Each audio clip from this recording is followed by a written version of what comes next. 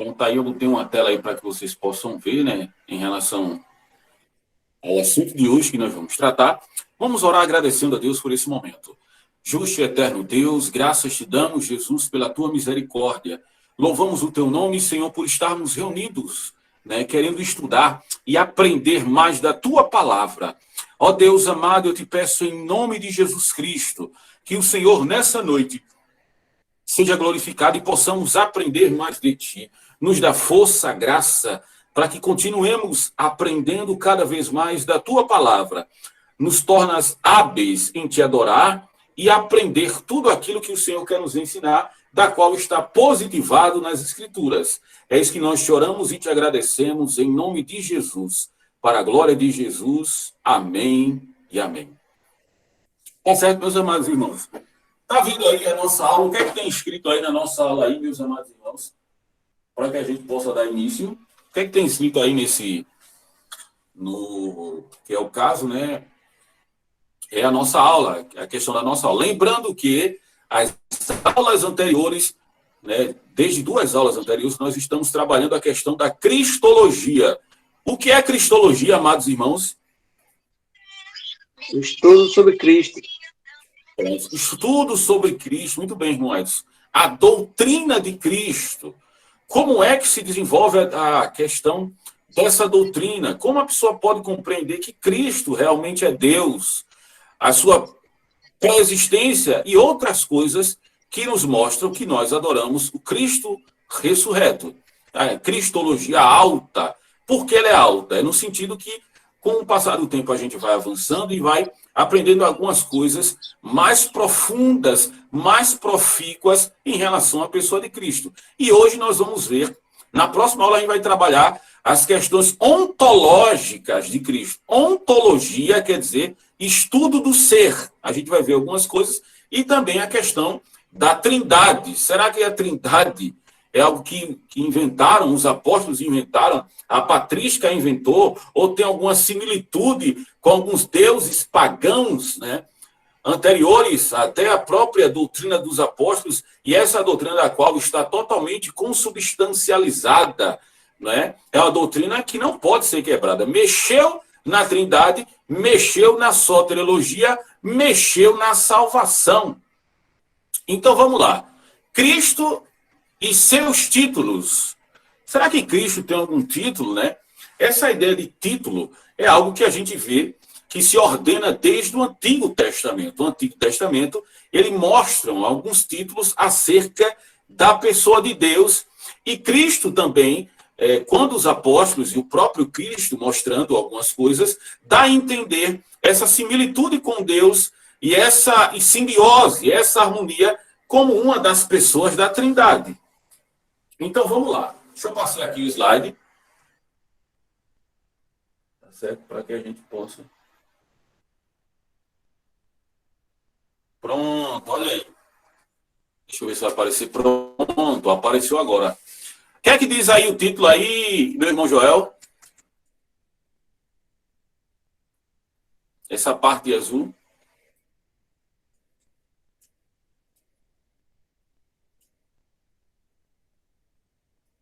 Som, vocês estão me escutando tudinho aí certinho, tá ok? O que é que diz aí essa parte azul? A simbiose de Cristo com os títulos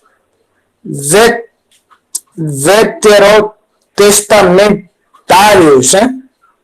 Tá certíssimo. Pode que o senhor falava em línguas estranhas agora.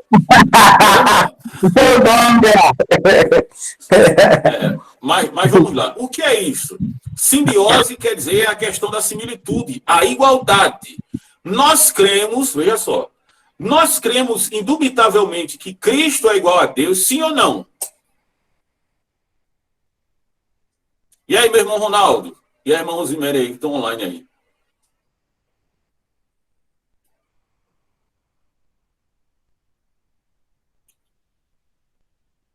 Som? Eu acho que eles estão só acompanhando, né? Estão só acompanhando. Alô, então, vamos lá. Estou ouvindo, senhor. Repita aí de novo, aí, por favor. meu... Que deu o senhor acredita no microfone aí. Pegou aí, tá ouvindo minha voz? Com certeza, essa voz de trovão, né? Parecendo o Júnior Trovão, aquele pregador, né? Aleluia. Quem sou eu? Mas vamos lá, só falta cobrar 4 mil por cada pregação, né? Mas vamos deixar esse lado. Vamos lá. A simbiose de Cristo com os títulos veterotestamentários. Então vamos lá. Deixa eu fazer uma pergunta aqui, já que o senhor não escutou. O senhor acredita que Cristo e Deus têm essa simbiose, essa igualdade, sendo uma das pessoas da Trindade?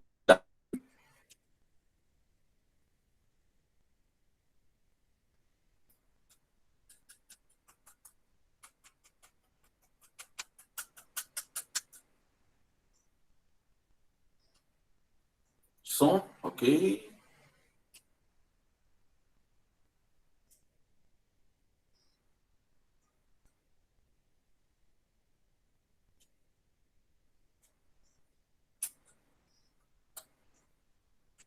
Então, eu acho que ele não está estando muito bem, não. Mas vamos lá, meus amados irmãos. Essa simbiose de Cristo com os títulos veterotestamentários, a gente diz porque existem alguns títulos no Antigo Testamento direcionado para o Messias e também títulos que são dados somente a Deus no Antigo Testamento. E a gente vê essa evolução e essa completude em Cristo. Diz lá em Gálatas, capítulo 4, verso 4, vindo a plenitude, vamos lá. Vindo a plenitude dos tempos, Deus enviou seu Filho de mulher e debaixo da lei. Quer dizer, no tempo hábil de Deus, Deus enviou Cristo cumprindo todas as promessas veterotestamentárias. O primeiro ponto, esse primeiro título que nós observamos é a semente da mulher. Alguém tem ideia do que seja isso, amados? Esse título cristológico é de Cristo, que comprova a sua messianidade. Alguém tem ideia do que seja isso?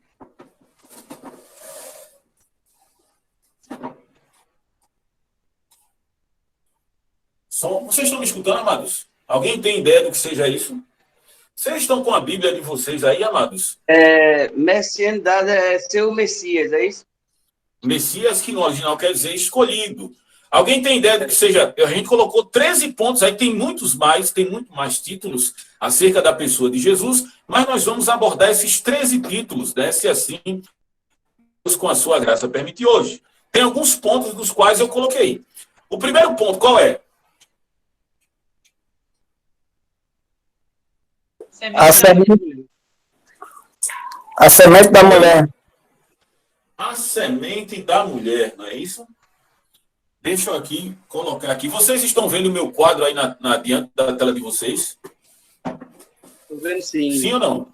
Sim. É todo mundo vendo, né? É tudo ok? Então vamos lá. Esse título, preste atenção. Esse título do qual dado é Cristo, esse título é visto no Antigo Testamento, né? Que a Bíblia é verdade no Antigo Testamento. Né? A gente vê essa ideia da semente da mulher.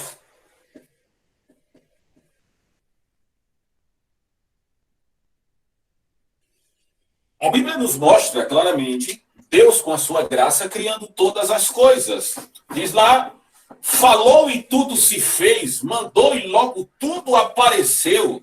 Nós acreditamos que Deus criou todas as coisas a partir do ex nihilo, quer dizer, a partir do nada. E na criação de Deus, Deus faz um homem, diz lá em Gênesis 27, conforme a sua imagem e semelhança, que a gente estudou na teontologia, que essa é a ideia do caráter de Deus impresso no âmago do nosso coração.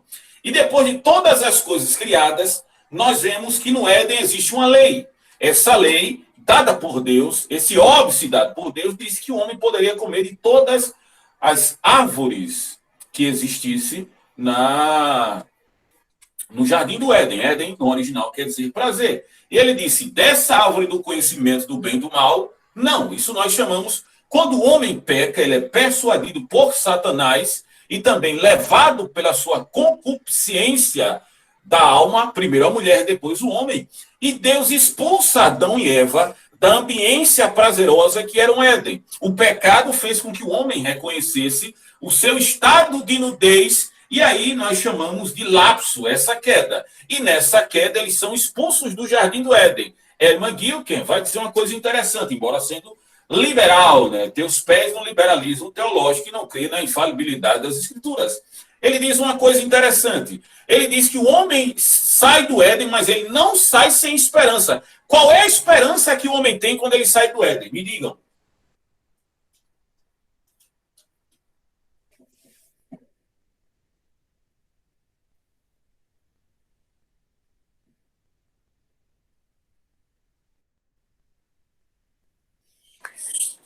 A semente, a esperança, Oi? Pode falar. a esperança é a promessa da semente da mulher, né? Jesus A gente Cristo. chama... Muito bem, meu presbítero Joel. Próton, isso é chamado de próton. Próton quer dizer anterior, né? Anterior ao evangelho. Embora que não seja que o evangelho, a gente sabe que é boas notícias, mas a gente vê isso com mais clara evidência quando a gente abre a partir do livro de Mateus, que a gente entende o que é evangelho, que traduzindo evangelion, que quer dizer boas notícias. Próton quer dizer, primeiro, qual é a semente da mulher profetizado em Gênesis 3 e verso 15. O que é que diz lá em Gênesis capítulo 3 e verso 15? Você está com a Bíblia aí, amado? Tem alguém que é crente que está com a Bíblia aí aberta para entender mostrar essa questão bem clara de Gênesis 3,15?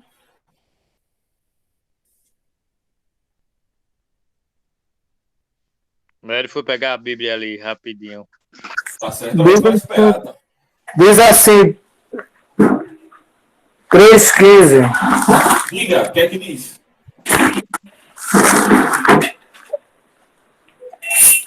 Porém, inimizade entre ti e a mulher, entre a tua descendência e o seu descendente, este ferirá a cabeça e tu lhe ferirá o calcanhar. Pronto, tá certo. Existem duas sementes aí são distintas, mas são sementes. Qual é a semente? É a semente do pecado, que é a questão de Satanás, e a semente da mulher, que é a semente da esperança. Qual é a semente da esperança? Ele está dizendo, porém, inimizade entre ti e a sua descendência. Qual é a inimizade? É a descendência do homem, que agora está totalmente embiocada no pecado.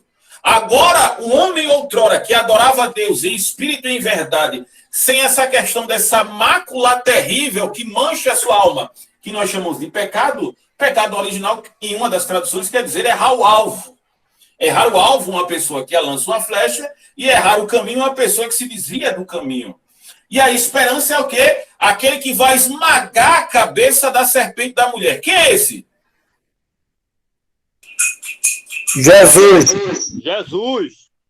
Jesus Cristo. Por isso que vai dizer lá, biblicamente mostrando, vai dizer o triunfo de Cristo na cruz em Colossenses 2,14. E tendo cancelado o escrito de dívida que era contra nós, removeu inteiramente, encravando na cruz e despojando os principados, potestades, publicamente os expôs ao desprezo, triunfando deles na cruz. Romanos 16 e 20 vai dizer que Deus esmagará debaixo dos nossos pés a serpente. Diz lá em Apocalipse que chama o dragão da antiga serpente, que é Satanás. Essa ideia de esmagar, num contexto judaico, num contexto veterotestamentário, aquilo que se coloca aos pés é aquilo que nós temos controle. Jesus esmagando a cabeça da serpente, da onde sai toda a ordem, né, para mentir e tentar todos os homens segundo a sua própria cobiça. O que acontece? Cristo vai pisar, né, já pisou na cabeça de Satanás, mostrando o triunfo dele na cruz, mostrando a graça dele na cruz. Por isso que lá em Tito 2,11 vai dizer, e a graça de Deus se tornou manifesta a todos os homens, trazendo salvação. Olha aí.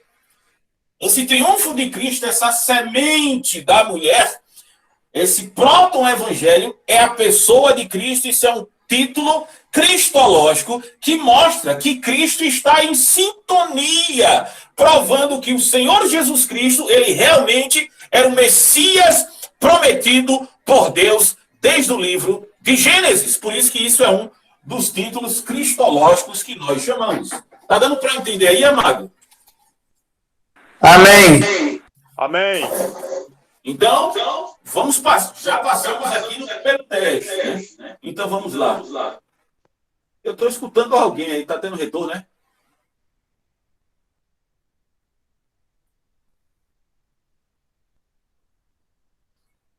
Deixa eu continuar aqui.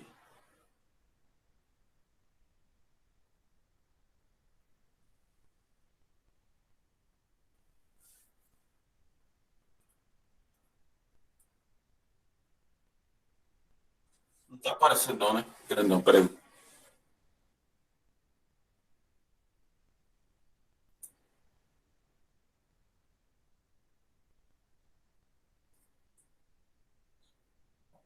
Lá rapidinho só. Alguma dúvida, amado, com isso que a gente colocou agora? Vamos lá, tá aí.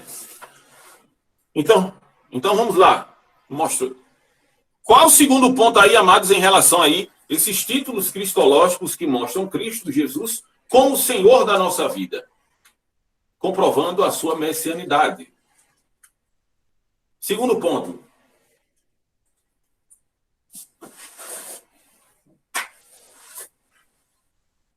Qual é, amados?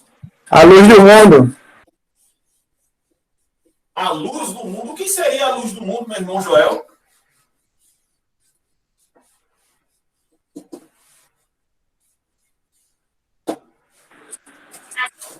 Jesus, né? Não, tudo bem. Eu sei que é Jesus. Mas por que essa questão? Vocês estão vendo aí o quadro aí, né? Eu acho que não precisa nem tirar a tela, né? Não precisa tirar a tela aí. Vocês estão vendo aqui o quadro, né? Tá vendo aqui, né? Vamos lá. O que é a luz do mundo? Agora, não. Eita. Tá dando para ver aí? Fala, o que você fala? O quadro?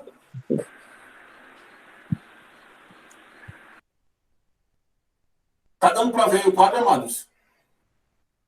Só a metade do quadro que eu estou vendo. Agora, tá dando para ver o quadro? Aí tá bom. Agora tá bom. Agora tá bom, né? Luz. O que é luz? Luz é o que, meus amados irmãos? Vamos lá. Se você chega no ambiente, mesmo conhecendo Ausência de toda... trevas. Não, mais ou menos, né? Ausência de trevas até certo ponto. Mas vamos lá. Luz é ausência de trevas. Veja só. Biblicamente, trevas literalmente quer mostrar falta de sabedoria e falta de conhecimento. Por quê? Isso é clássico, né? Você chega na sua casa, mesmo conhecendo toda a ambiência decorada na sua cabeça, mas para que você possa compreender melhor, para você enxergar melhor, mesmo você tendo tudo na sua cabeça, o que acontece? Você tem que entrar dentro da sua casa e ligar o interruptor. Por quê? Para você observar as coisas mais claras. Não é verdade? Por isso que nós vemos, biblicamente, desde Gênesis 1, apontando, né, essa questão dessa luminosidade a partir de Deus. O que é que diz em Gênesis 1? No princípio criou Deus os céus e a terra era sem forma e vazia, e o Espírito do Senhor pairava sobre as faces das águas, e disse Deus, haja luz, e houve luz. Os rabinos e as pessoas que compilaram o Talmud e todos os documentos, né, pós-cano ou intracanônico, colocavam a luz como exemplo de sabedoria. Veja só, o que é que diz lá no Salmo 119, verso 105? Lâmpada para os meus pés é a tua palavra e luz para o meu caminho. O que é que diz no Salmo 27, verso 1? O Senhor é a minha luz e a minha salvação, de quem terei medo. O Senhor é a força da minha vida, de quem me recearei. Quando os malvados, os meus adversários, investiram para comer a minha carne, tropeçaram e caíram. Ainda que a guerra se levantasse, nele confiaria e meu coração não temeria. Uma coisa pedirei ao Senhor, para que possa morar todos os dias da minha vida no seu tabernáculo, porque no dia da adversidade me esconderá no seu pavilhão, e no recôndito do seu tabernáculo elevar-me-á e pôr-me-á sobre uma rocha. No tabernáculo né, lá do Antigo Testamento, que aponta para a pessoa de Cristo, lá no santo lugar, o que é que se tinha? Tinha um candelabro que a pessoa tinha que manter aquelas hastes totalmente acesas, mostrando que Deus é luz e sabedoria. Cristo é a sabedoria de Cristo. Cristo é a sabedoria de Deus, é a demonstração, é a personificação de sabedoria. As trevas, né, que a gente vê biblicamente, que cegam a pessoa, você vê isso, o homem no estado do pecado, lá em 2 Coríntios, capítulo 4, e verso 4. O que é que diz? O Deus desse século cegou o entendimento dos homens para que não resplandecessem a luz do evangelho e da graça de Cristo. E Cristo, o que é que Cristo diz em João, capítulo 8 e verso 12? O que é que Jesus diz? E disse-lhe Jesus outra vez: eu sou a luz deste mundo. Quem me segue não andará em trevas, porque tem a luz deste mundo. Você pode observar que quando nós, né, conhecemos a pessoa de Cristo, nós temos a noção do perigo que nós tínhamos, porque a gente não consegue enxergar as coisas de forma correta, de forma proba. Por exemplo, que não é o caso de ninguém aqui. Uma pessoa que não era cristã e tinha problemas, né, em relação ao alcoolismo. A pessoa era viciada. A pessoa tinha vários problemas em relação a tudo isso. E o que é que acontece, amados irmãos? Essa pessoa, o que é que nós dizemos consuetudinariamente? Essa pessoa, ela está cega. É aquilo que Mark Lloyd Jones Jr. vai dizer. Uma das coisas que o diabo faz é cegar o homem sem pensar que ele está cego. Bebida, prostituição, cigarro e outros malefícios que nós observamos, que quando Cristo entra na pessoa, através da doutrina que nós chamamos da iluminação do Espírito Santo, que também é uma das pessoas que compõem a Trindade, você pode observar que as coisas começam a ficar mais claras. Certo aí? Alguma dúvida? Alguma pergunta?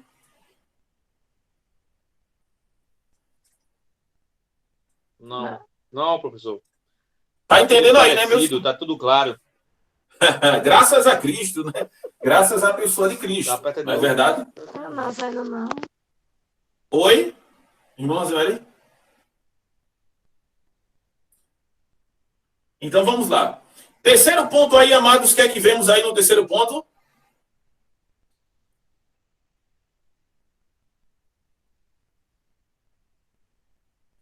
Vocês estão com medo hoje, meus amados irmãos? Eu tô fedendo, é? A descendência de Abraão. Pronto. A primeira promessa foi Gênesis 3,15. A segunda promessa, leia aí. Leiam aí, por favor, leia algum de vocês, né? Leia aí Gênesis 12, verso 1. O que é que diz Gênesis 12, verso 1?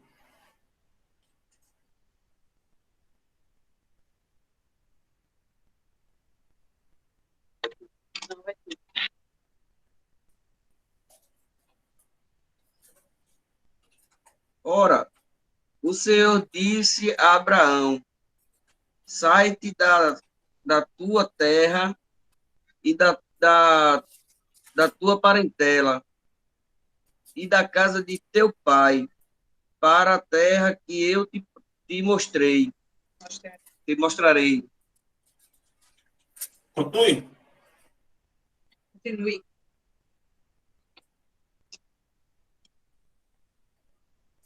E farei-te-ei uma grande nação, e abençoarei-te-ei, e engrandecerei o teu nome, e tu serás uma bênção.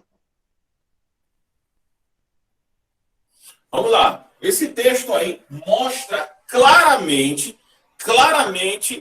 quem é essa descendência que vai ser abençoada. E outra coisa, é uma promessa extensiva. Tem um plano maior do que os próprios judeus entendiam. Quem é esse descendente de Abraão que é prometido?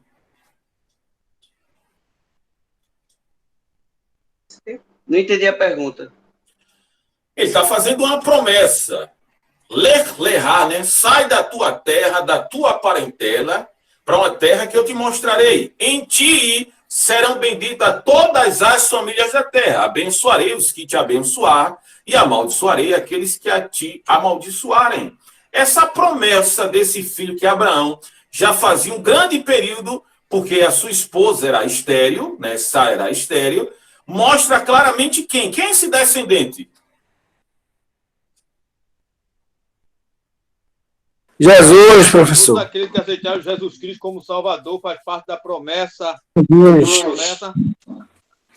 Com certeza. Dessa família de Deus. Essa é a ideia. Que em Abraão são benditas todas as famílias da terra. Gálatas capítulo 3. Ora, Deus, havendo prometido que resgataria os gentios, primeiro pregou o evangelho a Abraão. Em ti serão benditas todas as famílias da terra. Quem é? Essa promessa, né, que nós vemos é a pessoa de Cristo. Mateus capítulo 1, verso 1, o que é que fala? Dizendo, Jesus, filho de Davi, filho de Abraão. Jesus é descendente direto de Abraão. Abraão, Isaque e Jacó, que são os três patriarcas, biblicamente falando. E nós observamos que a partir dessa promessa de Isaque é que vem toda essa raça, né? Digamos assim, raça, não no sentido sarcástico das coisas, mas todo esse povo vem a partir de Abraão. E pela fé, eu não posso ter geneticamente, né, com o DNA, o ácido desoxirribonucleico, eu não posso ter o mesmo sangue, não posso ser consanguíneo judeu. Mas pela fé eu também sou filho de Abraão. Pela fé quem? Porque eu abracei quem? A pessoa de Cristo. E quem está em Cristo está tutelado sobre essa família, sobre esta casa. Por isso que Isaías 54, o que é que diz? Alarga bem a tua tenda, firma bem as tuas estacas e não impeçam, porque transbordarás para a direita e para a esquerda. Essa promessa de Isaías, vejam só, na época, vocês lembram que os judeus eles eram nômades, em algum momento, principalmente na época de Isaías, que ele está profetizando, ele está mostrando um pré-cativeiro e o retorno. Alargar a tenda era mais ou menos o seguinte, era uma expressão de dizer, quando uma pessoa casava, a mulher e o homem casavam, eles diziam que tinha que alargar a tenda, por quê? Porque muitos filhos, né, era motivo de bênção. E alargar a tenda era ter mais espaço, que mais pessoas iam ficar debaixo dessa tenda. E quem são esses que estão embaixo dessa tenda? Quem são? Nós, eu e você. Porque Israel sempre foi símbolo no Antigo Testamento de mulher. Por isso que nós vemos o livro de Oséias mostrando claramente essa vida de Oséias, né, mostrando a sua esposa, que era prostituta, e mostrando Oséias como um profeta. Deus simbolizando Oséias, né? Oséias simbolizando Deus, e a mulher representando o próprio povo de Deus, que estavam se prostituindo espiritualmente contra os deuses pagãos. Aí essa questão de alargar a tenda somos nós. Por isso que em Gálatas 3, o apóstolo Paulo ele faz uma exegese em cima desse texto, mostrando que não somente o povo judeu, mas também os gentios que estavam acreditando em Cristo, também eram co-herdeiros da promessa de Deus, descendentes de Abraão, mediante a fé. Não é só esse exclusivismo judaico, nesse particularismo de salvação, mas todos aqueles que acreditam em Cristo, na suficiência da graça do seu amor, que entendem que são pecadores e dizem sim como resposta, reconhecendo as suas falhas e acreditando em Cristo, também nós somos descendentes de Abraão. Alguma pergunta, amados irmãos?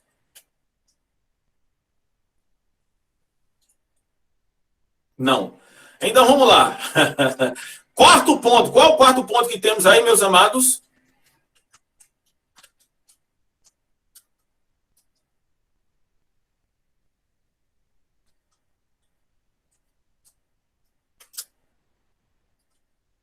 O líder prometido. Quem é o líder prometido, né? Biblicamente, onde é que nós vemos essa expressão? Gênesis capítulo 49, é quando Jacó ele sabe que vai morrer e ele chama os seus filhos para, isso era comum, dar essas bênçãos finais nos seus filhos. Ele sabe que vai morrer, ele está doente e ele vai dar essas bênçãos. Quem era para receber essa questão dessa liderança, né, era para ser Rubens. Só que Rubens ele coloca um par de chifre no seu pai. Jacó tinha várias mulheres e com isso o seu primogênito ele se assanha, não é, com uma das suas mulheres. Devido a isso ele não tem essa, digamos assim, essa bênção de liderança. E o que é que acontece? Essa bênção ela vai para Judá.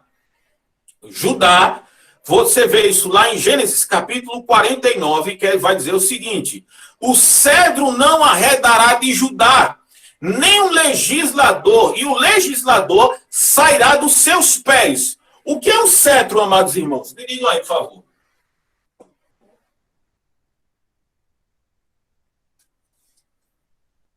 O que é um cetro?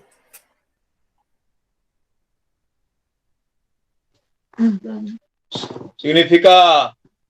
O cetro é um objeto que significa autoridade e poder do rei, né? É um cetro que o senhor está dizendo, é um cetro, é? Aqui que o rei cetro. É como se fosse a autoridade e poder que ele tem ali, né?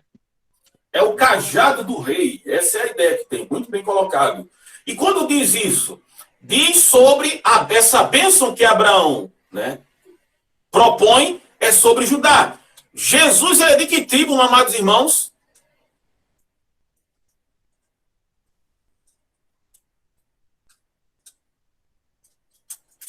Repita a pergunta, por favor, professor. Judá. Da tribo de Judá. A pergunta é de que tribo Jesus é? Jesus é da tribo de Judá. Judá. E esse cetro que Jesus tem na mão indica poder e autoridade. Por isso que, biblicamente, nós sabemos que o tabernáculo aponta para a pessoa do Senhor Jesus. Dentro da Arca da Aliança tinha 3 materiais. A vara de Arão como liderança, o maná, e também tinha os 10 mandamentos. Mas olhando para a vara de Arão, indicava o quê? A liderança. E nós vemos, biblicamente, apontando para a pessoa de Cristo. Cristo, ele é da tribo de Judá. O cetro indica poder, indica autoridade. Mateus 28 e 19 diz o quê? É-me dado todo o poder nos céus e na terra. Jesus tem todo esse poder de liderança. Quando ele é indagado pelo próprio Herodes, né? Herodes perguntando se ele tinha algum poder, se realmente ele era o rei dos judeus. Jesus disse, se ele quisesse, ele poderia levantar uma casta de anjos. Mas Jesus não quis fazer.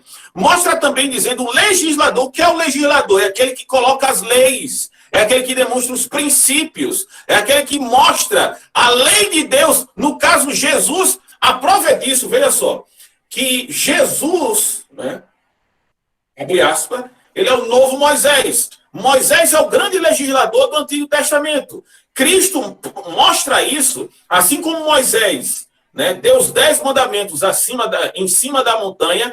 Jesus mostra isso no Sermão da Montanha, de Mateus 5 até Mateus capítulo 7. Ele vai mostrando a lei como deve ser feita, os princípios de Cristo, não a lei do Antigo Testamento, literalmente, as leis com as suas liturgias. Mas essa lei, esses princípios, Cristo mostra. Ele é o novo legislador, ele é o segundo Moisés, ele é o rei prometido pelas bênçãos do patriarca Jacó. É ele que tem um cetro de justiça em suas mãos. Esse é o Cristo que nós... Isso é o líder prometido. Quinto ponto, vamos lá. Vamos para o quinto ponto. Qual é o quinto ponto? A gente tem que ir rápido, porque senão a gente vai ficar aqui até meia-noite, né? Quinto ponto. A rocha E o que é a rocha eterna, meus irmãos? Me digam aí.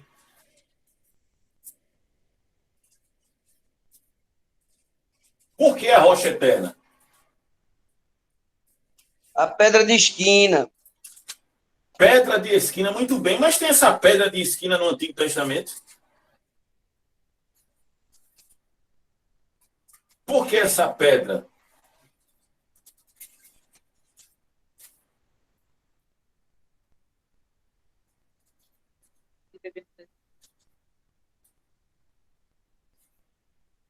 Era a rocha que andava no deserto, que o povo bebia água da rocha. Muito bem. Olha, isso está em 1 Coríntios capítulo 10 e verso 4. Não é? Mas tem um texto que mostra claramente, dizendo que, falando sobre o Deus de Israel, mostrando que a nossa rocha, o que é a nossa rocha? Deixa eu explicar. No Antigo Testamento também, quando as pessoas estavam em guerra, o que é que se fazia? Uma estratégia de guerra era subir na rocha mais alta, no ponto mais alto, porque os inimigos ficavam embaixo e a pessoa ficava em cima guerreando e tinha mais facilidade de vencer a guerra. Por isso que em Deuteronômio 32, Moisés vai dizer que a rocha deles não é como a nossa rocha. A rocha deles são os deuses que eles defendiam e a nossa rocha é o próprio Deus.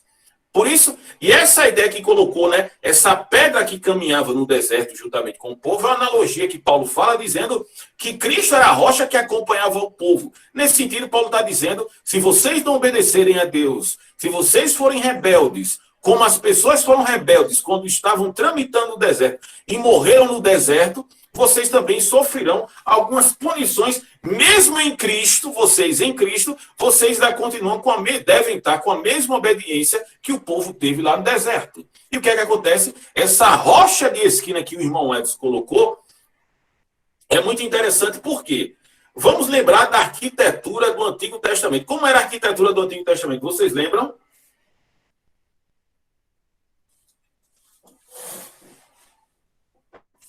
Vamos lá para o nosso quadro. Vamos lá para aqui para o nosso quadro para ilustrar muito bem. Quando uma pessoa queria construir uma casa... Deixa eu ver se eu sou bom no desenho ainda. Vou desenhar uma pá aqui, tá certo? Não riam, por favor. Era esse modelo de pá. Tá dando para ver aí? Lá no Antigo Testamento. Aí esse camarada aqui, ele queria construir uma casa. Vou desenhar na cabeça dele que ele estava pensando numa casa. Isso aqui é nos moldes do Antigo Testamento, né? O que acontecia? Ele ia cavar no chão até encontrar o que é chamado de pedra de esquina. Essa pedra de esquina aqui, ela era, né? Ela recebia, né, algumas pancadas, depois era colocado um material inflamado e depois resfriava essa rocha com água. Se essa pedra aqui, ela não sofresse nenhum dano depois de passar por esses testes, por esse processo, que é que se dizia, pode construir a casa em cima dela. Aí o que é que se fazia? Essa pedra de esquina era construída a casa, dando sustento a essa casa aqui. Toda a arquitetura dessa casa era aqui. Lá em Mateus 7, verso 24 em diante, vai dizer: que edificou a sua casa sobre a rocha. Rios sopraram vento, choveu, combateu aquela casa, mas ela não caiu porque estava edificada sobre a rocha. E o homem insensato comparou-lhe ao homem que edificou a sua casa sobre a areia. Desceu a chuva, sopraram os ventos, correram o rio, combateram aquela casa e grande foi a ruína. O que é que Jesus está colocando, e o apóstolo Paulo também mostrou o que realmente é a pedra de esquina. A pedra de esquina é um fundamento. Sem ela não poderia se construir uma casa. Aplicamos isso na vida de Cristo, observem. Lá em Isaías 28:16 vai dizer o seguinte: assim diz o Senhor Jeová: eu colocarei uma pedra de esquina, já aprovado aquele processo, preciosa, porque é única, Cristo é único. Quem nela crê não foge. Por quê?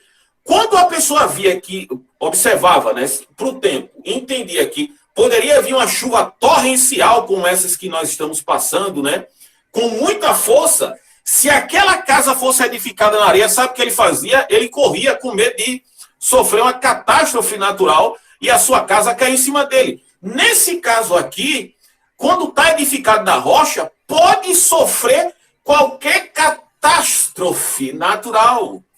Pode chover, pode ventar, pode vir um rio, mas a casa ela não cai. Por quê? Ela está sobre a rocha. A mesma coisa Cristo disse depois da confissão petrina. Diz lá em Mateus 16, 18, né? E sobre esta pedra, não é Pedro, é Cristo, edificarei a minha igreja, e os portões do inferno, o mundo daqueles que não temem a Cristo, não prevalecerão contra a igreja. A igreja ela não vence pelos seus dogmas, pela sua própria consciência de ser igreja ou eclesia.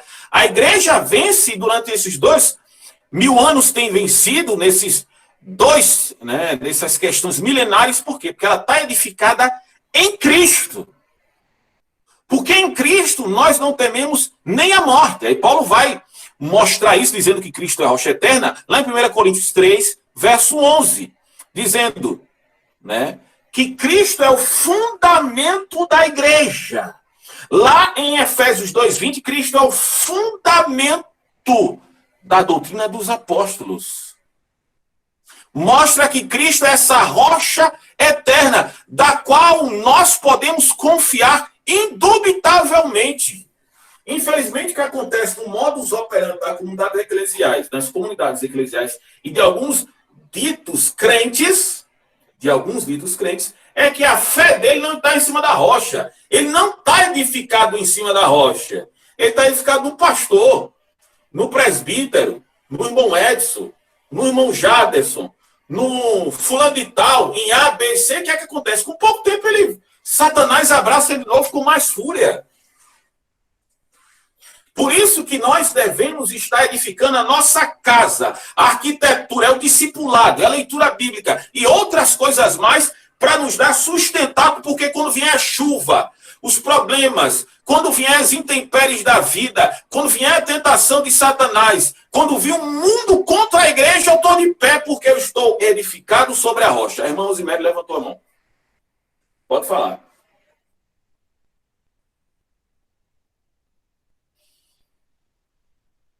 Aí, senhor Brasil, sobre a questão, quando o senhor falou sobre Pedro, Jesus, ele fala, quando ele fala aquela questão, só para compreender melhorzinho, na realidade, a gente sabe que Jesus, ele é a rocha. Com certeza, Jesus, ele é a rocha. Mas quando Jesus, ele pronunciou, para o senhor explicar direitinho, ali, quando ele pronunciou, Pedro, tu és pedra, é o significado do nome Pedro, que é pedra. Ele estava se referindo realmente a ele mesmo. Petros. Entendeu? Petros. Eu entendo. Porque Petros, sobre esta pedra que é Cristo.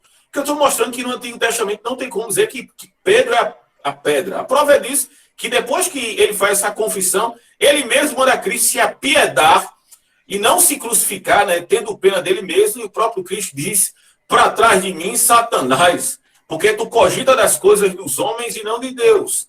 Essa rocha que dá sustentáculo não é Pedro. Pedro é um falido espiritualmente, como eu sou, como todo mundo foi. Cristo é um homem do qual... Pedro é um homem do qual Cristo teve graça. Graças a Deus que ele foi um apóstolo, né? Foi uma pessoa, né, com a graça de Cristo, fiel à interpretação, mas teve outros problemas, mesmo depois dessa confissão, dizendo sobre esta pedra. Porque é Petros e Petras. Petros quer dizer uma partícula dessa pedra. Como eu e você somos rochas, como diz lá em 1 de Pedro, capítulo 2, verso 5. Esse é a rocha, esses fragmentos dessa rocha que compõe a igreja sou eu e você. Mas a pedra realmente angular é a pessoa de Cristo. Nós somos pedras, milímetros de pedra, dessa pedra, né? Porque nós somos cristãos, nós temos Cristo na nossa mente e no nosso coração. Mas a ideia é a Igreja Católica, erroneamente, né, vocês sabem, para defender a ideia de que Pedro, né, porque eles acreditam na ideia do Papa como líder e todas essas bizarras doutrinas sustentadas através disso de dizer que Pedro é o primeiro Papa. Né? Mas isso não passa, porque, além disso, Pedro era casado. Como é que Pedro foi o primeiro Papa? Nunca foi defendida essa ideia de um presbítero em Roma superior às outras pessoas dentro do cânon. Isso aí, só no pessoal da patrística e olhar. E não tem. Patrística são a doutrina dos pais. Depois dos apóstolos, até do primeiro até o quarto século, né, e não tem sustentáculo em dizer que existia um papa, um líder central. A prova é disso que nós temos um colégio apostólico iniciando na igreja com 12 pessoas que deliberam ideias. Quando o apóstolo Paulo diz lá em Filipenses, capítulo 1, verso 1, ele saiu da igreja os presbíteros, os bispos e os diáconos. A liderança é feita por um colégio, né? Não é feita por uma única pessoa. Tá certo aí, meu irmão Ronaldo? Amém. Compreendi. Tá certo? Tudo bem aí, meus amados irmãos? Em relação a Cristo como a rocha, irmão Edson? Fez sinal aí, tá demais os demais irmãos. Então vamos lá para a gente ver esses 13 pontos hoje. Amém, né? Já faz quase uma hora que a gente está online aí, tá certo? Vamos lá. O verbo divino, olha aí. O que é o verbo divino? Isso aí é fácil, né? O verbo divino é a própria palavra, né? Cristo é a palavra de Deus encarnada. Por que a palavra de Deus encarnada? Porque Cristo é o único que consegue praticar todas as palavras que Deus fez. Por isso que Jesus, né, ele praticou literalmente aquilo que a Bíblia sempre dizia. Ele é o homem perfeito, o verbo divino, né? É a palavra de Deus encarnada. No princípio era o verbo, e o verbo estava com Deus, e o verbo era Deus. E ele se fez carne e habitou entre nós, cheio de graça e verdade, porque a lei foi dada por Moisés, mas a graça e a verdade é dada por Cristo. Cristo é a própria palavra encarnada. Isso é um título messiânico. É aquele que praticou todas as coisas das quais estavam preditas na lei. Cristo é a demonstração fiel de Deus, porque ele não pecou. Se ele não pecou, é porque ele praticou. E, ora, sendo praticante, ele demonstra ser esse verbo divino. Thomas Watson, o puritano do século XVII, dizia o seguinte, que na encarnação os céus e a terra se beijaram. Por quê? Porque Cristo é 100% homem do céu e ele é 100% homem. 100% Deus e 100% homem. Essa união dos céus e a terra, mostrando Deus conosco, literalmente, andou entre nós, andou entre os homens, sofreu várias coisas terríveis, mas das quais ele venceu, e ele é o verbo divino, é o Logos criador de todas as coisas. Vamos lá para o ponto 7. O que é que diz aí o ponto 7 aí, amados irmãos?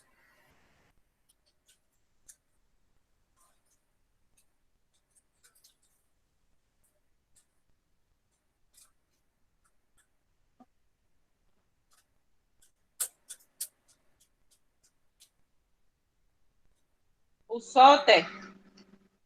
O que é o Soter? Ei, eu não sei. Quem mora em Salvador, quem nasceu em Salvador, ele é o quê, meus amados? Qual a designação dos habitantes de Salvador? Como é o nome? Como é o nome, hein? Quem nasce na Bahia é baiano. Quem nasce em Pernambuco é pernambucano. Quem nasce em Jaboatão é jaboatonense. Quem nasce em São Paulo é paulista. Quem nasce no Rio de Janeiro é carioca. Quem nasce em Recife é recifense. Quem nasce em Olinda é olindense. E quem nasce em Salvador é o quê?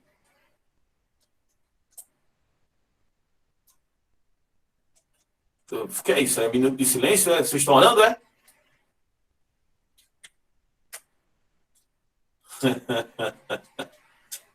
Quem nasce em Salvador é soteropolitano. Quem nasce em Salvador é soteropolitano. São duas expressões gregas. Polis, que quer dizer cidade, por isso política, E Soter quer dizer Salvador. Cidade do Salvador, não é? Soteropolitano é que mora lá. Soter, em grego, quer dizer... Deixa eu escrever aqui para vocês verem aqui.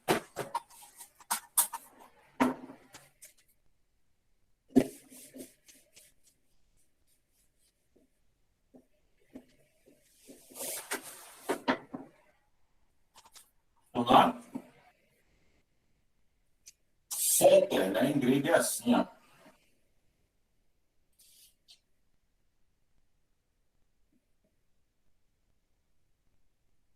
Deixa eu ver aqui embaixo. Que é o Soter.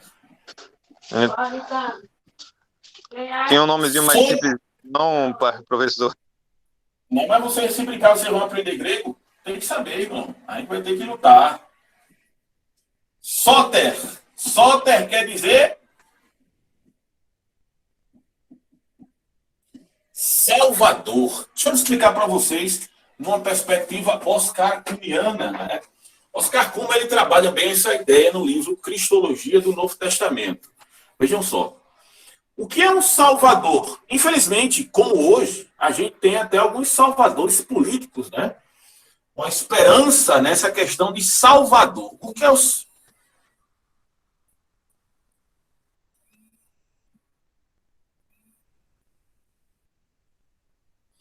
O que é o Salvador? A ideia do Salvador, biblicamente, era aquele que as pessoas colocavam a sua esperança, assim como na política, infelizmente. Né? A esperança, né, de Lula e outros, né, que trabalham nessa área da política, na época de Jesus, tinha essa perspectiva. Na época de Jesus, a turma tinha uma ideia de salvação, não é, através dos líderes políticos.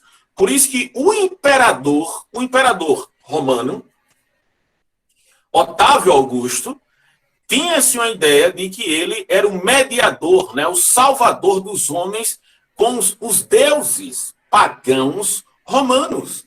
Soter é uma expressão grega que quer dizer salvador. Aquele que salva. Salvar de quê?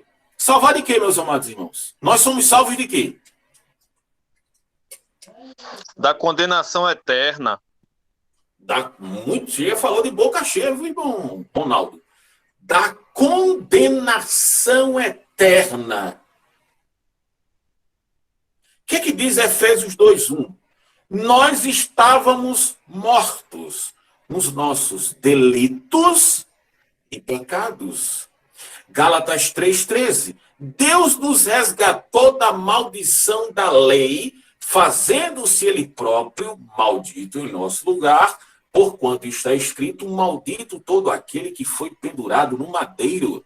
2 Coríntios 5:20. De sorte que somos embaixadores da parte de Cristo, como se Deus por nós rogasse. Rogamo-vos, pois, que vos reconciliem com Deus. Ora, aquele que não conheceu o pecado se fez pecado por nós, para que nós fôssemos feitos justiça de Deus. Condenação eterna. Quem crê e for batizado será Salvo. E quem não crê será Condenado. condenado. Cristo é esse Salvador. Mas veja só, no Antigo Testamento, quem salva os homens?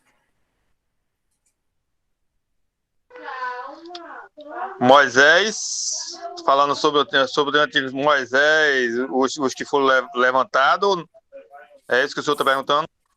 Não, quem é que salvou os homens? Um homem pode salvar outro homem da condenação eterna? Não. Então quem é que salva? Os juízes. Mas não, a ideia não é essa. Só quem salva é Deus, né? Deus e Jesus, né? Deus é o Salvador do Antigo Testamento. Ainda antes que houvesse dia, eu sou, e não há ninguém que possa escapar das minhas mãos, operando eu. Quem me impedirá, né? Isaías 43:11. Eu sou o Salvador e fora de mim não há Senhor. Quem salva literalmente é Deus. Por isso que Cristo é Deus, porque ele salva as pessoas da condenação eterna. Não é o político, não é César, não é Ciro, não é Napoleão Bonaparte, não é Alexandre o Grande que salva os homens. Quem salva os homens resgatando do pecado, da morte e condenação eterna é a pessoa de Cristo. João 14,6. Eu sou o caminho, a verdade e a vida. Ninguém vem ao Pai a não ser por mim. Ninguém pode ser salvo se não crer na pessoa de Cristo, porque Ele é o Sóter. Ele é quem salva. Não é Buda, não é Siddhartha Gautama, não é Chocho, não é Jair Messias Bolsonaro, Luiz Inácio Lula da Silva, Donald Trump, William Karen. Não é ninguém. Quem salva é Jesus. Por isso que a nossa fé deve ser gratuita, né, no sentido de não querer nada em troca, mas que Cristo também nos dá graciosamente.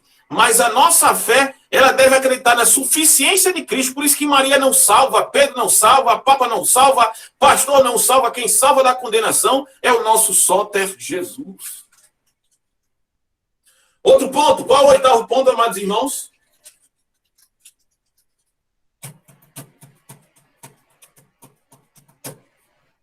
O servo. Cristo é servo, meus irmãos. Como é que ele pode salvar e pode também ser servo? Me prove aí que Cristo é servo. Como é que você pode dizer que Cristo é servo? Servo de quem?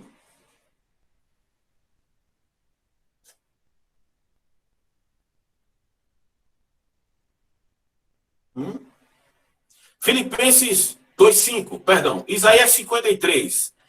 Em Isaías 53 vai dizer que o seu servo verá o fruto do seu trabalho penoso. Isaías 53 fala do servo sofredor.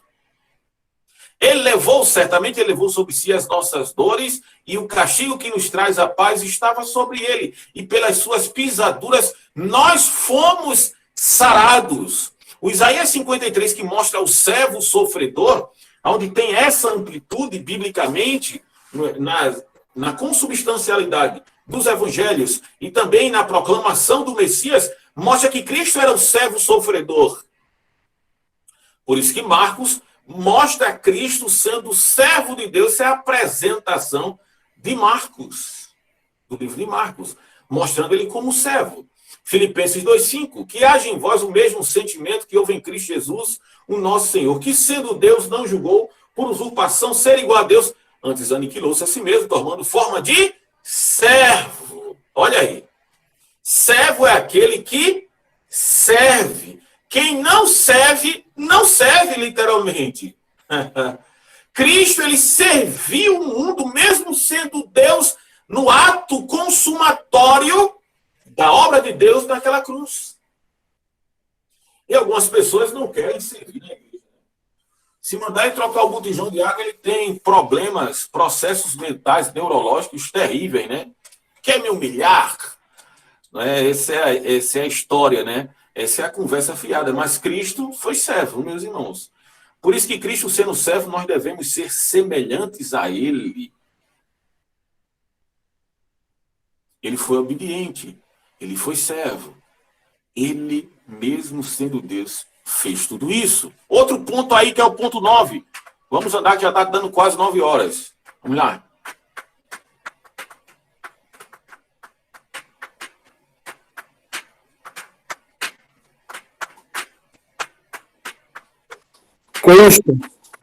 Cristo, professor.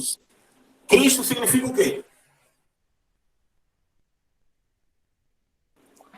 Salvador.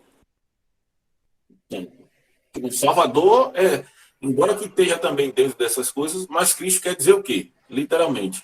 Enviado. O enviado. Isso. Cristo quer dizer literalmente escolhido, ungido de Deus. Vamos lá. A gente falou isso na última aula. Quais as 3 classes de pessoas ungidas no Antigo Testamento? Ungido quer dizer a pessoa que é direcionada por Deus para fazer determinadas obras. Sacerdote, profeta e juiz. Não. Errou só um por um. Reis. Muito bem. Sacerdote, profeta e rei. Muito bem. Cristo, ele cumpre esse papel, meus irmãos. Esses 3 papéis. Teve, sim. Cristo é ungido de Deus. Ungido de Deus é aquele que é direcionado por Deus, escolhido por Deus, para fazer a sua obra específica. Existem várias pessoas ungidas no Antigo Testamento? Tem. Nessa liturgia, essas pessoas eram ungidas e o Espírito Santo permeava na pessoa para que ele pudesse executar essa obra. Isso é chamado de pericorese. O que é isso?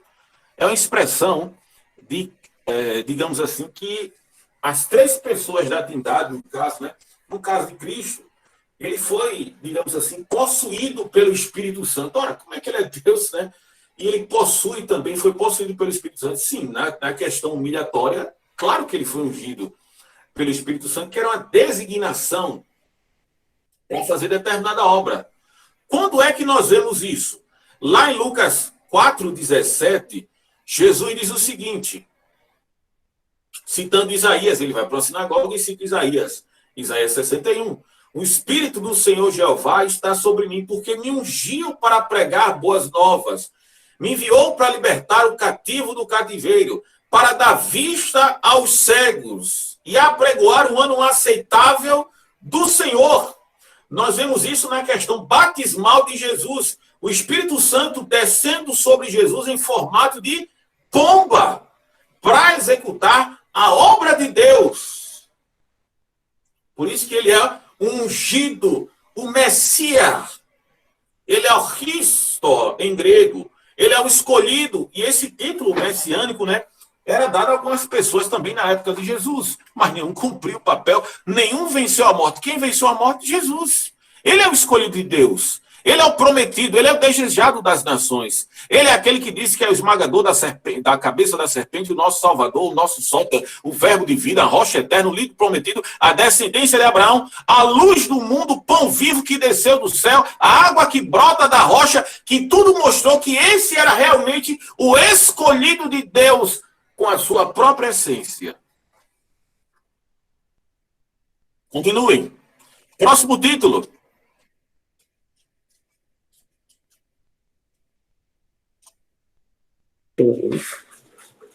É o 10, hein? É o número 10. O Está todo filho mundo de Deus. entendendo aí, meus irmãos, a questão da nossa aula? O Sim filho ou de não? Deus. Vamos falar. O filho de Deus. O filho de Deus, professor. Por que é o Filho de Deus? Jesus. Bom, mas por quê? Por quê? Os dois só. Ah, não. É um título cristológico. É. Filho de Deus.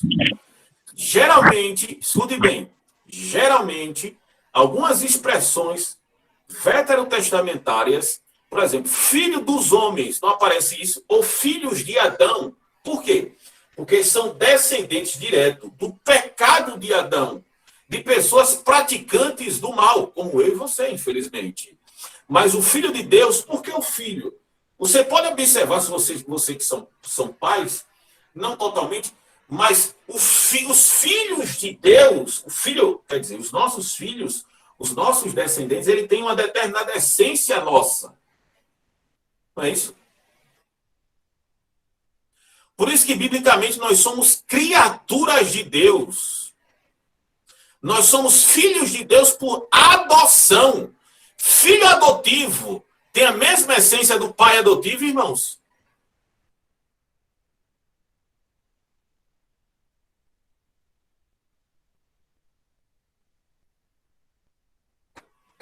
Não. Por isso que nós somos filhos adotados de Deus, mas o Filho de Deus é só um, é Jesus. João 3,16, porque Deus amou o mundo de tal maneira que enviou o seu Filho para que nele crê não pereça, mas tenha a vida eterna. É tanto filho de Deus como filho do homem, né? Que é uma expressão, são expressões intercambiáveis. Várias vezes aparece, né, a expressão, principalmente no livro de Lucas, mais de 80 vezes, a expressão filho do homem. O filho do homem não é a expressão dada aos filhos de Adão, mas é um título cristológico que nós vemos lá em Daniel capítulo 7, onde é dado às nações. Primeiro é o leão com asas, que é o Império Babilônico, depois o Império Medo-Persa, o urso, que come 3 costelas, depois o leopardo com asas, o Império Grego, depois um monstro que tem 10 chifres, que passa por tudo e vai destruindo. Depois aparece o Filho de Deus. Enquanto esses reinos foram temporais e tiveram seu tempo, o Filho de Deus, o seu reino é eterno. Por isso que Daniel capítulo 7, verso 13 e 14 vai dizer: eu estava tendo as minhas visões noturnas e vi um com a aparência do Filho do Homem. E foi lhe dado acesso ao ancião de dias. E foi lhe dado poder, domínio, honra e glória. E todas as nações o adorem, e o seu reino é um eterno que não terá fim. Quem é esse? Cristo, o Filho do Homem. Porque o Filho do Homem veio salvar aquele que estava perdido. Expressões veterotestamentárias. O Filho do Homem é Jesus, que é o mesmo título, Filho de Deus, que tem a mesma essência.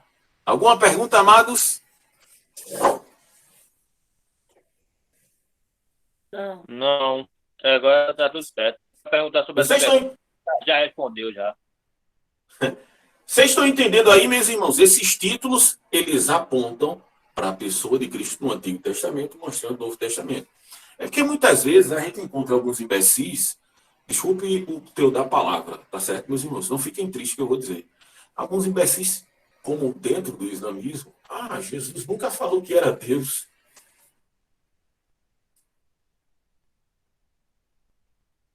Mas os textos provando isso, e as expressões de Jesus mostram que ele era Deus.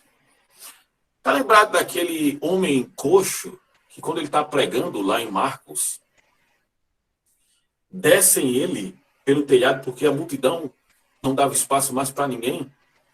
Está lá os fariseus. Os fariseus são as pessoas que conhecem, né, até certo ponto, as coisas que nós estamos colocando aqui, os títulos de Deus no Antigo Testamento. E Jesus faz uma pergunta: o que é mais fácil, perdoar os pecados ou te dizer levanta e anda? Para saber que o Filho do Homem tem poder nos céus e na terra, os teus pecados estão perdoados. Levanta e anda.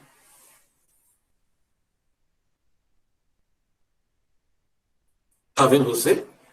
Por isso que eles ficam irritados com Jesus. Por causa dessas expressões. Porque só Deus tinha. 11º ponto. Qual é o 11º ponto?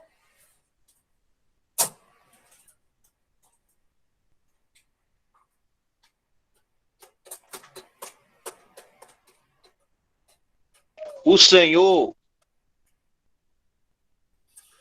Cristo como o Senhor. Cristo é Senhor, amados irmãos? Sim. Por quê?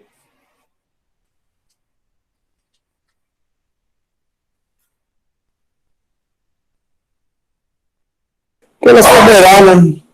Soberano sobre todas as coisas. No Antigo Testamento, quem é Senhor?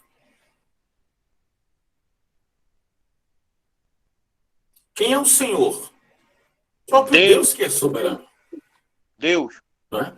Senhor. Ele é o Senhor de todas as coisas. Principalmente é um título em contraste a Baal do Antigo Testamento, que algumas pessoas diziam que ele era o Senhor. Deus é o Senhor porque ele é soberano. Senhor porque existe um pacto no Antigo Testamento, que são os pactos que eram assim, é o contrato de vassalagem. O que é o contrato de vassalagem? Isso a gente vê, esse contrato, ele é feito em Deuteronômio 28. É o seguinte: quando entravam em guerra 2 reis, digamos assim. Lá no Antigo Testamento, o rei que vencia, para não matar todo mundo, para não cometer aquele genocídio, o que é que ele fazia?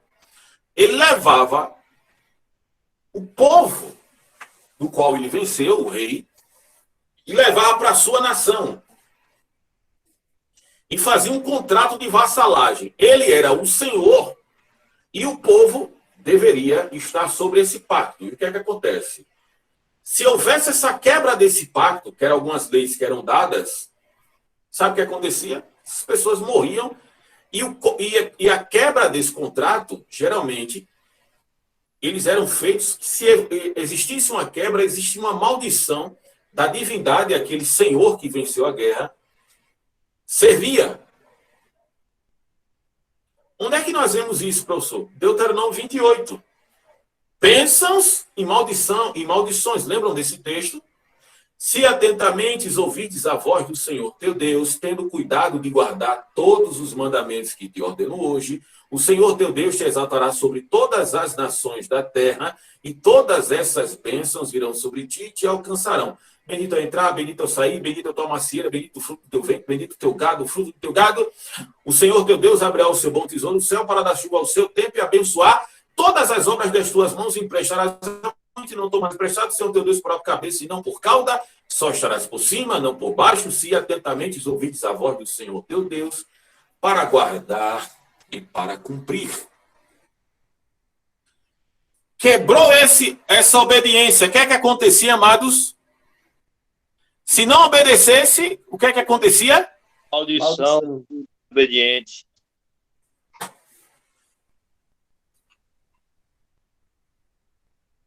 É a ideia do Senhor. Cristo, como o texto que eu falei anterior, nos resgatou da maldição da lei. Ele é o Senhor de todas as coisas. Por quê? Porque ele diz lá em Colossenses 1,13, ele nos transportou do império das trevas para o reino do Filho do seu amor. É saber, tendo perdão dos nossos pecados pelo seu sangue. Ele é o primogênito dos mortos, o princípio da criação.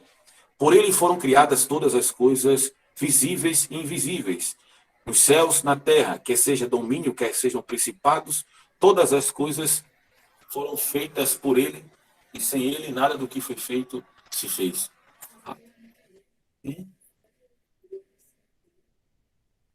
Como assim?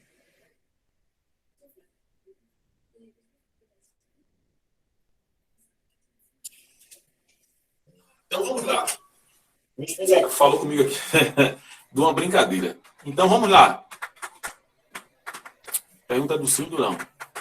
Ela está perguntando, né? Deixa eu fazer uma pergunta aqui a vocês em relação a tudo que já foi exposto aqui. No caso, vocês sabem responder que Cristo é o Verbo divino, sim ou não?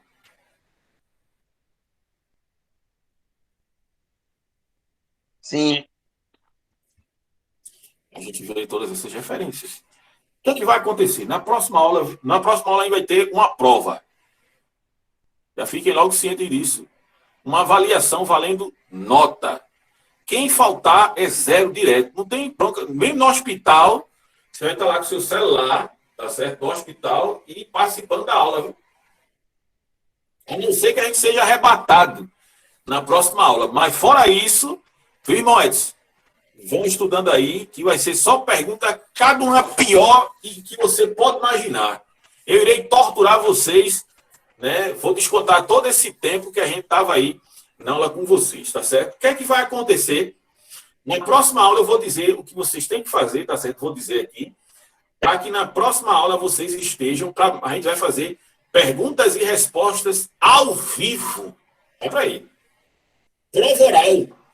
Vocês gostavam de fazer prova oral lá no colégio? Então a gente vai fazer. Tá entendendo aí, os amados irmãos? A gente vai fazer. Agora não dá para fazer muito bem, mas a gente vai fazer na próxima aula. Então vamos lá. O 11º ponto é Senhor, e o 12º, meus amados irmãos, qual é o ponto aí?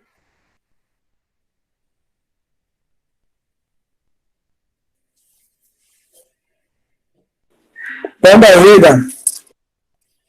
Quando é que Jesus disse que era o pão da vida? Por que o pão da vida, meu irmão Joel? O alimento. Bom, tudo bem, é um alimento. Mas aonde nós vemos isso? A palavra, né? Ele quer fazer o livro, né? Mas aonde está isso? Por que é o pão da vida?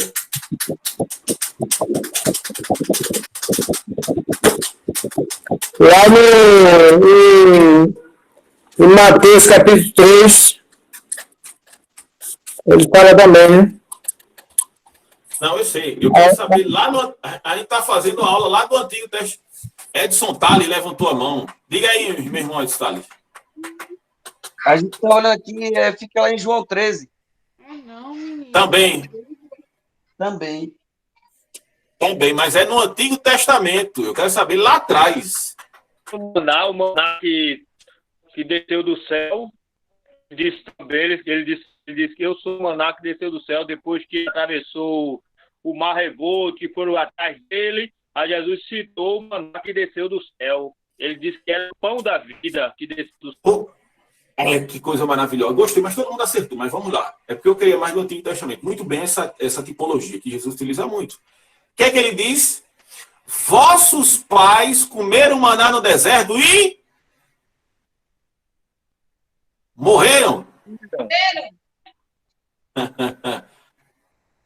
Eu sou o pão vivo que desceu do céu. Quem come da minha carne e do meu sangue, esse tem parte comigo e lhe dou a vida eterna. O pão da vida, simbolizado lá no Antigo Testamento, que é os pães ázimos, sem fermento lá atrás, na refeição de Páscoa, mostra claramente mostrando que Jesus é o pão vivo que desceu do céu. É Ele que nos dá vida, é Ele que faz com que nós tornemos participantes da graça de Deus. Por isso que na ceia existe uma representatividade através do pão. Não é? Ele escolheu isso. Não estou dizendo que a gente vai cometer canibalismo na ceia, como algumas defendem isso, né? Como a Igreja Católica e algumas anglicanas, né? A consubstanciação. Mas a gente sabe que é simbólico. Mas a ideia é que nós nos tornamos parte de Cristo. E por isso, né, partícipes do corpo de Cristo, por isso que lá no capítulo 11, quem come desse pão, né, de forma indigna, vai sofrer, né, coisas terríveis e cruentas espiritualmente em relação a isso. Por isso que ele é o pão vivo que desceu do céu. Além disso, esse pão ele é guardado dentro da Arca da Aliança, que é uma forma tipológica de apresentar a pessoa de Cristo. Por isso que ele é o pão vivo que desce do céu, que dá a vida. Então vamos lá. 13º e último ponto para a gente encerrar aqui. Qual é esse último ponto aí, amados?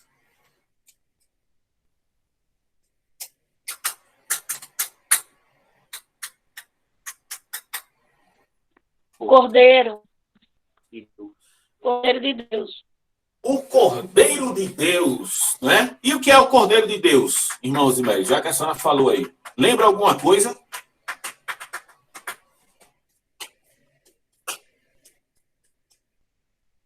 Tá esperando. Fala aí.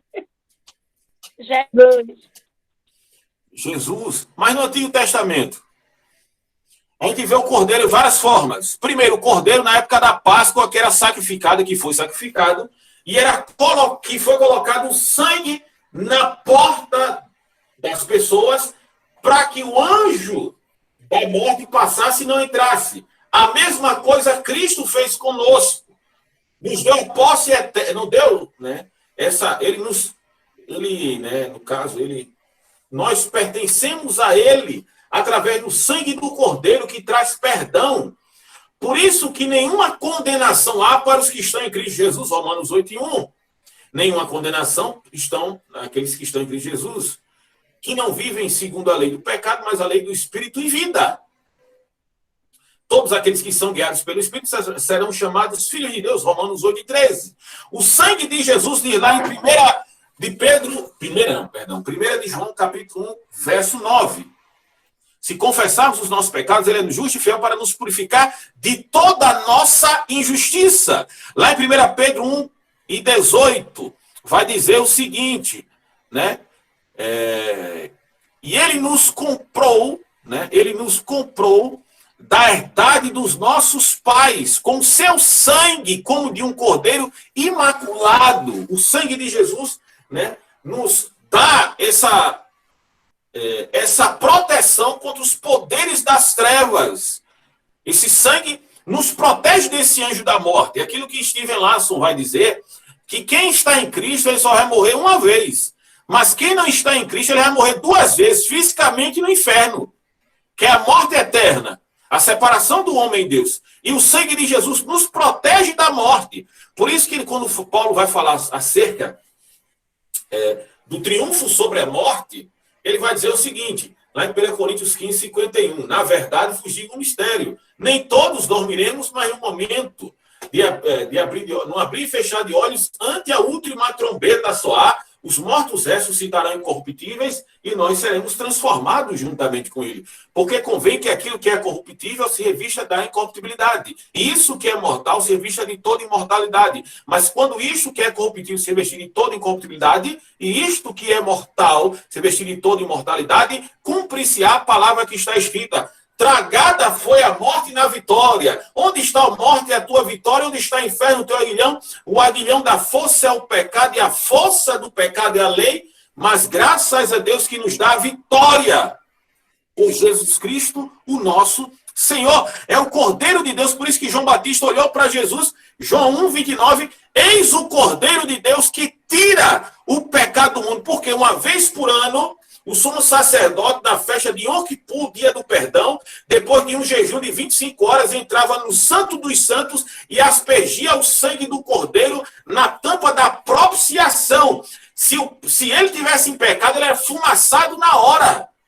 Mas Cristo fez isso uma vez para sempre. Nós não precisamos de homens como sumo sacerdote. Jesus é o nosso sumo sacerdote. Ele é o cordeiro que derramou o seu sangue perfeito, imaculado, e hoje nós estamos protegidos com a graça de Cristo, nos impedindo dos poderes das trevas, quando nós estamos sobre essa tutela, e nos impedindo da segunda morte, que é a morte eterna. Por isso que ele é o Cordeiro de Deus e foi sacrificado por nós. E hoje nós estamos livres do poder do diabo e das trevas no sentido, né, escatológico. O diabo nos tenta? Tenta.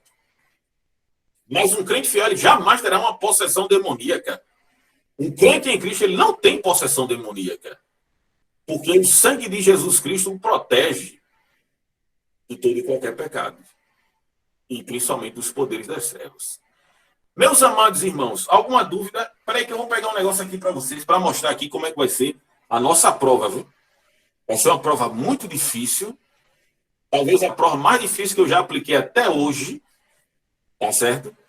Vai ser algo assim que eu vou arrancar de vocês até a alma. Mas espera aí que eu vou mostrar aqui.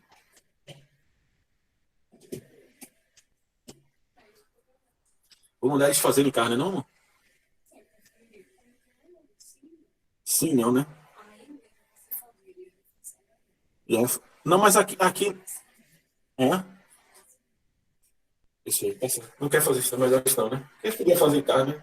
Like ou dislike? Mas vamos lá.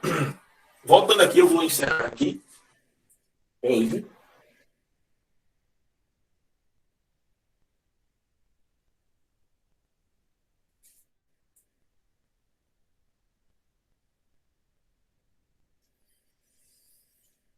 Vamos lá, meus amados irmãos.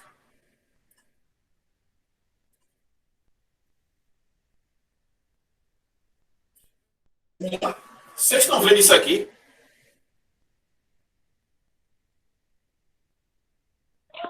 Então, like. Vocês conseguiriam fazer isso na casa de vocês? E que isso aqui, se não conseguir, a gente faz outro. Vocês iam fazer isso aqui está no lápis, né? Ou pode ser até um palito de picolé. Aí vocês vão desenhar isso aqui. Como é que vai ser a prova, irmão Jazz? Vai ser o seguinte, eu vou fazer as perguntas, como se fosse sim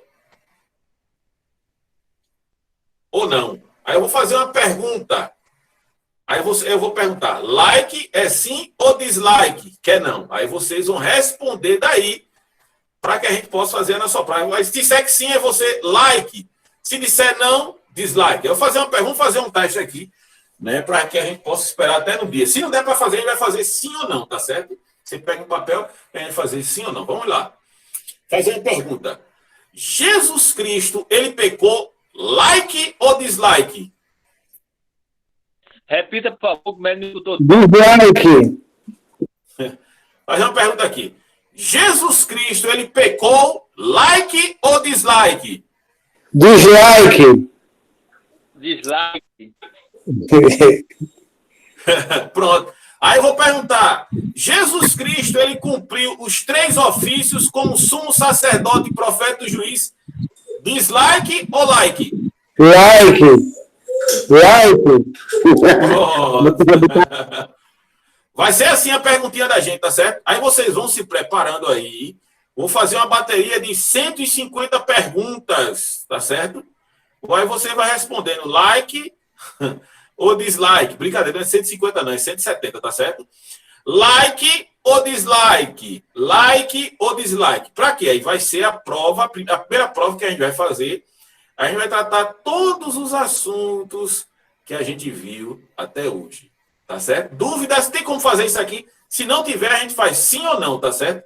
Mas tem como vocês fazerem isso aqui? Isso aqui é fácil. Vocês podem até comprar uma cartolina azul sem necessariamente poder pintar tudinho para fazer. E depois vocês dão aí para os sobrinhos de vocês, né? Você pode dizer até na EBF, alguma coisa desse tipo, tá certo? E a gente vai fazer o like e dislike. Like, dislike. Like, dislike. Alguma pergunta, Marcos, em relação a isso que a gente colocou aqui? Sobre o assunto proposto?